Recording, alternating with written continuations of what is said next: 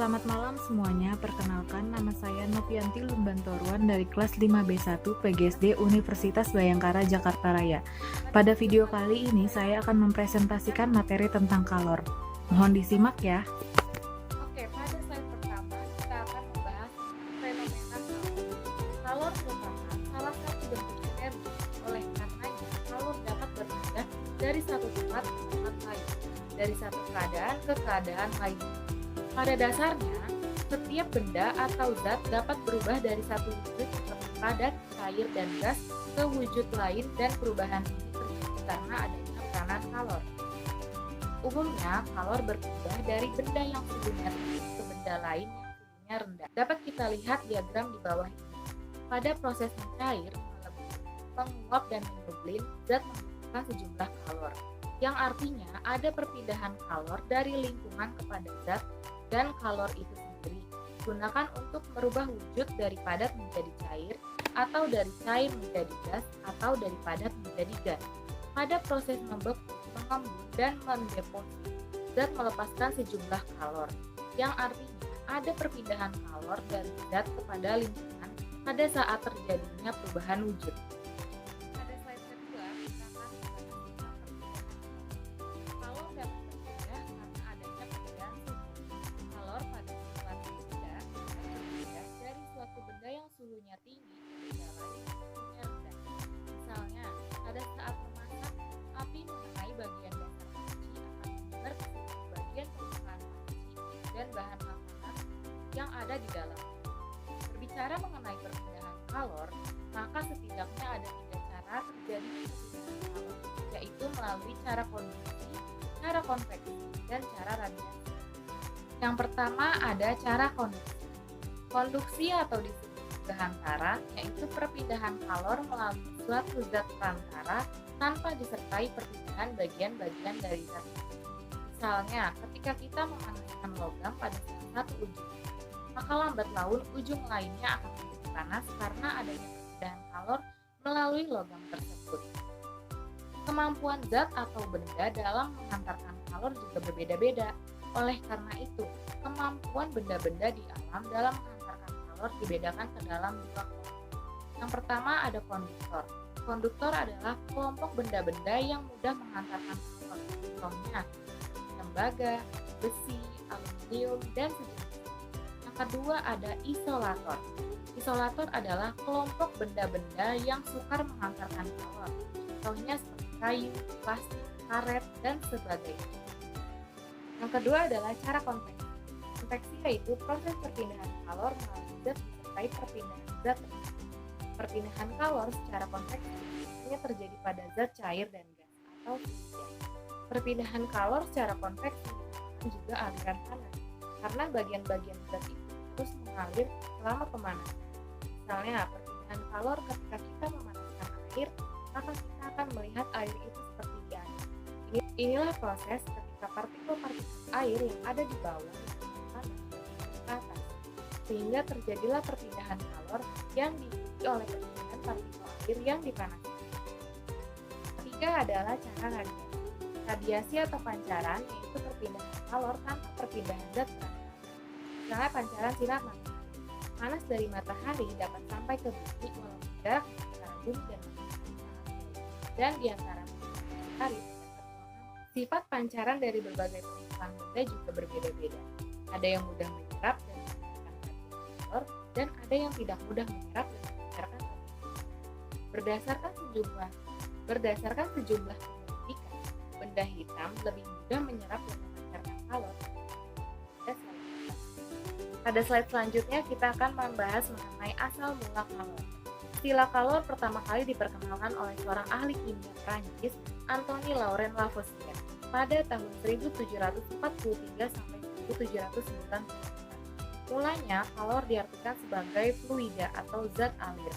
Namun, teori yang menyatakan bahwa kalor sebagai fluida ini tidak bertahan lama, karena kemudian James Prescott Joule pada tahun 1818 sampai 1889 melakukan percobaan untuk menghitung jumlah energi mekanik yang ekivalen dengan kalor sebanyak 1 kalori.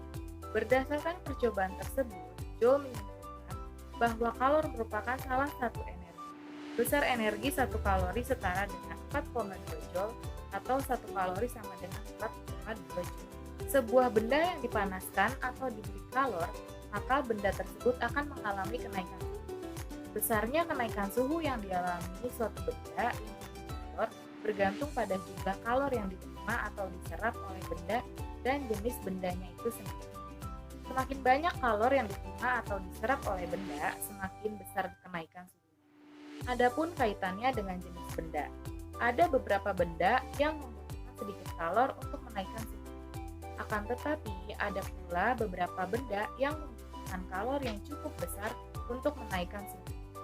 Dalam mekanisme penyerapan atau pelepasan kalor oleh suatu benda, berlaku hukum kekekalan energi, di mana kalor yang dilepaskan akan sama dengan kalor yang diserap. Pernyataan ini diungkapkan oleh Joseph Black dan dikenal dengan istilah asas Black. Tulisan matematis asas Black adalah Q lepas sama dengan Q'. Yang pertama adalah kapasitas kalor. Bila jumlah kalor atau energi panas ditambahkan pada suatu zat, maka suhu zat itu tentu akan naik, kecuali pada saat perubahan. Misalnya air menguap atau es mencair. Banyaknya kalor atau yang diperlukan untuk menaikkan suhu suatu zat sebanding dengan perubahan temperatur atau delta T zat tersebut. Secara matematis, hubungan tersebut dinyatakan sebagai berikut. Q sama dengan C dikali delta T, dengan C merupakan kapasitas kalor zat. Kapasitas kalor didefinisikan sebagai banyak kalor atau energi panas yang dibutuhkan untuk menaikkan suhu suatu benda sebesar 1 derajat Celcius atau 1 Kelvin. Oleh karena satuan untuk kalor adalah joule dan satuan suhu adalah Kelvin, maka satuan kapasitas kalor adalah joule per Kelvin. Berikut contoh soalnya.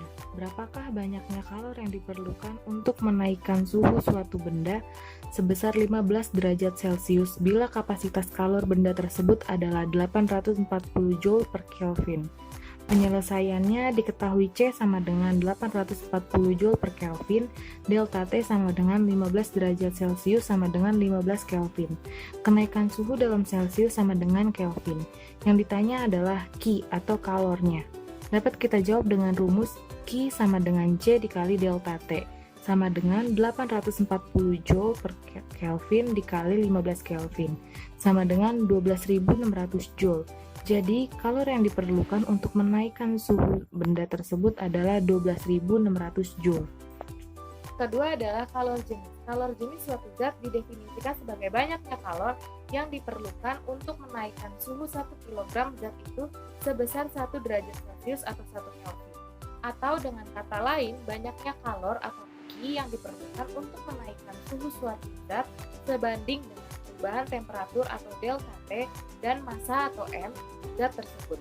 Secara matematis, hubungan tersebut dinyatakan sebagai Q sama dengan mc dikali delta T, dengan M merupakan massa zat dan C merupakan kalor jenis zat. Kalor jenis suatu zat merupakan sifat termal zat terhadap kemampuannya menyerap kalor. Nilai kalor jenis tentu akan beragam, bergantung pada kemampuan masing-masing zat dalam menyerap kalor. Maka satuan kalor jenis suatu zat adalah Joule per kilogram Kelvin. Berikut contoh soalnya. Kalor jenis air adalah 4.200 Joule per kilogram Kelvin.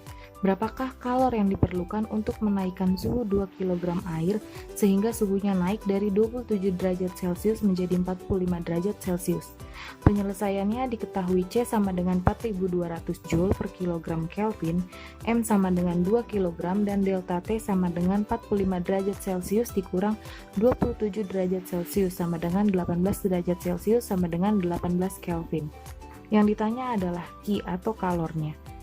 Dapat kita jawab dengan rumus Q sama dengan mc dikali delta T sama dengan 2 kg dikali 4.200 Joule per kilogram Kelvin dikali 18 Kelvin sama dengan 151.200 K sama dengan 151,2 mK. Jadi kalor yang diperlukan untuk menaikkan suhu zat tersebut adalah 151,2 kJ.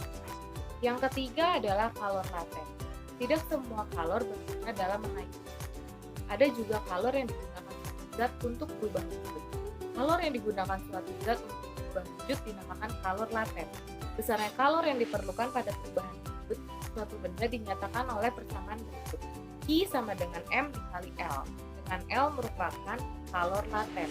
Nilai kalor laten zat ini bergantung pada proses perubahan yang terjadi. Pada saat benda melebur atau berubah wujud daripada menjadi cair atau sebaliknya, maka kalor laten yang digunakan adalah kalor laten lebur dan biasanya disebut kalor laten lebur atau kalor beku. Pada saat benda menguap atau berubah wujud dari cair menjadi gas atau sebaliknya, maka kalor laten yang digunakan adalah kalor laten dan biasanya disebut kalor tinggi atau kalor rendah.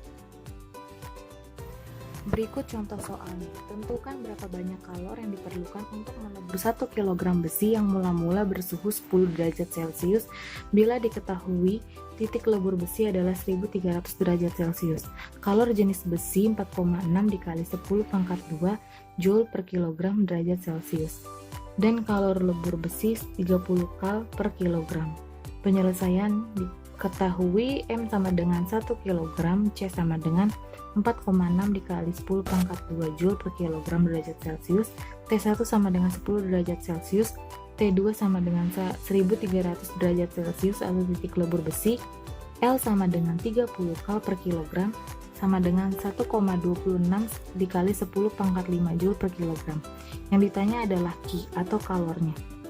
Jawabannya dalam persoalan ini, kalor yang ditambahkan atau diberikan pada besi digunakan untuk menaikkan suhu besi dan mengubah wujud besi.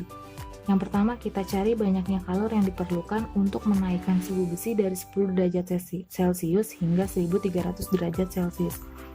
Q1 sama dengan MC dikali delta T sama dengan MC dikali T2 dikurang T1. Sama dengan 1 kg dikali 4,6 dikali 10 pangkat 2 Joule per kilogram derajat Celcius sama dengan 1300 derajat Celcius dikurang 10 derajat Celcius sama dengan 5,934 dikali 10 pangkat 5 Joule. Yang kedua, kita cari banyaknya kalor yang diperlukan untuk melebur besi pada titik leburnya adalah Q2 sama dengan M dikali L sama dengan 1 kg dikali 1,26 dikali 10 pangkat 5 Joule per kilogram sama dengan 1,26 dikali 10 pangkat 5 Joule.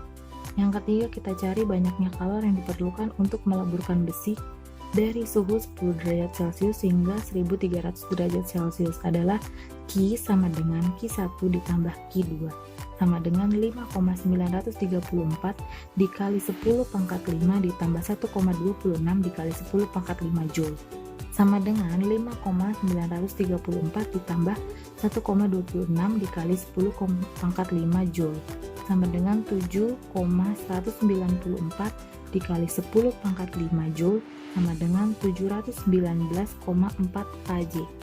Jadi banyaknya kalor yang diperlukan adalah 719,4 kJ. Sekian presentasi dari saya, semoga bermanfaat. Mohon maaf bila ada salah-salah kata dan terima kasih.